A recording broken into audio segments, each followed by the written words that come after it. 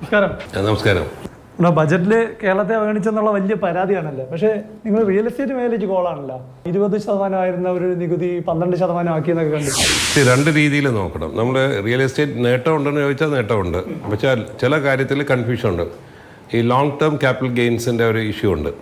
അപ്പോൾ അതിൻ്റെ അകത്ത് വന്നിരിക്കുന്ന ഒരു ആൾക്കാർക്കൊരു തോന്നൽ കേൾക്കുമ്പം 20% ഉള്ള ഒരു സാധനത്തിന് 12% കുറച്ചെന്നുള്ളതാണ്. ലോങ് ടേം ക്യാപിറ്റൽ ഗെയിൻസ് ഉദ്ദേശിക്കുന്നത് നമ്മളൊരു പ്രോപ്പർട്ടി കൊണ്ട് ആ ഒരു സിറ്റിസണിന് ഗെയിൻ ഉണ്ടാവുന്നതാണ്.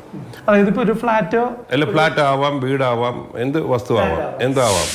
ഞാനൊരു വസ്തു വാങ്ങിക്കുമ്പം അന്ന് നിലവിലുണ്ടായിരുന്ന ഒരു വിലയുണ്ട്. അത് ഞാൻ ആ വസ്തു കുറേ കൈവശം വെച്ച ശേഷം ഞാൻ വിൽക്കാൻ തീരുമാനിച്ചു. ഇന്ന് എന്താണ് വില ആ വസ്തുവിന് നമ്മൾ. അപ്പോൾ അങ്ങനെയാണ് ഇൻഡെക്സേഷൻ കൊണ്ട്. അപ്പോൾ ഇൻഡെക്സേഷന് ഒരു ഫോർമുല വെച്ചിട്ടാണ് ഇൻഡെക്സേഷൻ ചെയ്യുന്നത്. ഡിസ്പ്ലേ ചെയ്യാം. കണ്ടുപിടിക്കാൻ പോകുന്നത് വിത്ത് ഇൻഡെക്സേഷനും വിതൗട്ട് ഇൻഡെക്സേഷനാണ്. 20% ഇൻറ്റു 20% ആണ്. ഇത് നമുക്ക് 12.5% ആണ്. ഇപ്പോൾ 2009 ഫ്ലാറ്റ് വാങ്ങിച്ചു 50 lakhs. ബഡ്ജറ്റിന് മുമ്പ് നമ്മൾ വിൽക്കുകയാണെങ്കിൽ 2024 ഒരു 1.5 കോടി രൂപ കിട്ടുന്നു, 1.5 crores. ഇപ്പോൾ ഇൻഡെക്സേഷൻ എടുക്കുമ്പം ഈ 50 lakhs ഫ്ലാറ്റ് ഇന്ന് 1.32 കോടി രൂപ വരും. 2009 കയ്യിലുണ്ടായിരുന്ന 50 ലക്ഷം രൂപയുടെ ഫ്ലാറ്റ് 2024 ആയപ്പോൾ അതിന്റെ മൂല്യം 1.32 കോടിയായി. ഇതിന്റെ മാർക്കറ്റ് വാല്യൂ ലാഭം എടുത്തിട്ട് വിൽക്കുന്നത് 1.5 ആയി. അപ്പൊ നമുക്ക് അവിടെ വന്ന ലാഭം 17.5 lakhs. 17 ലക്ഷം രൂപയ്ക്ക് 20% ടാക്സ് അടയ്ക്കേണ്ടി വരും. അപ്പൊ എത്ര അടയ്ക്കേണ്ടി വരുന്നു? 3.5 ലക്ഷം രൂപ ടാക്സ് വരും. അപ്പോൾ പുതിയ നികുതി ഘടന വന്നതോടെ നികുതി കാഴ്ചയിൽ 20% എന്നത് 12%. 12% എന്ന് പറയുമ്പോൾ കുറഞ്ഞു എന്ന് തോന്നാം അല്ലേ?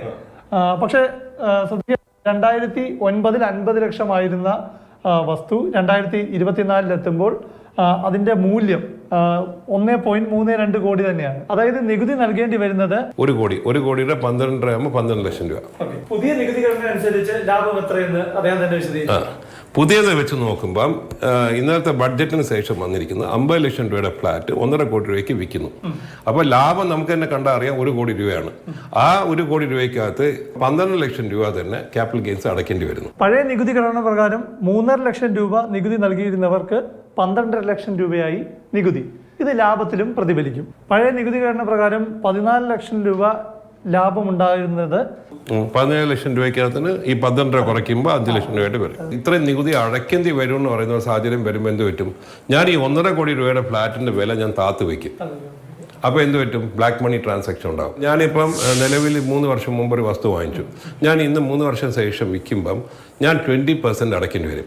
അതിന് വരെ ഞാൻ 12%. എനിക്ക് അതിന് 8%ഓളം എനിക്ക് ഒരു 7.5% 8%ഓളം എനിക്ക് ലാഭമുണ്ട്. Short term. ലോങ് ടേം ആയിട്ട് ചെയ്യുന്ന ഒരാളിന് നഷ്ടമാണ്. എനിക്ക് വസ്തു വാങ്ങിക്കുന്നു, ഞാൻ വിൽക്കുന്നു. അപ്പോൾ വസ്തു വാങ്ങിച്ച് വിൽക്കുന്ന ഒരാളിന് ഇത് ലാഭമുണ്ട്. ഇതാണ് ലാഭം. അപ്പോൾ ബജറ്റിൽ നമുക്ക് നികുതി ശതമാനം കുറഞ്ഞു എന്ന് തോന്നാം, പക്ഷേ നികുതി അടയ്ക്കേണ്ടി വരുന്ന തുക വലുതാണ്. ദീർഘകാലത്തേക്ക് ഈ ഫ്ലാറ്റിലാണെങ്കിലും ഭൂമിയിലാണെങ്കിലും നിക്ഷേപിക്കുന്നവർക്ക് ഈ ബജറ്റ് നിർദ്ദേശം ദോഷകരം തന്നെയാണ്. ക്യാമറ സജീവ്കുമാറിനൊപ്പം പ്രശാന്ത് കൃഷ്ണ, മാതൃഭൂമി ന്യൂസ്, തിരുവനന്തപുരം.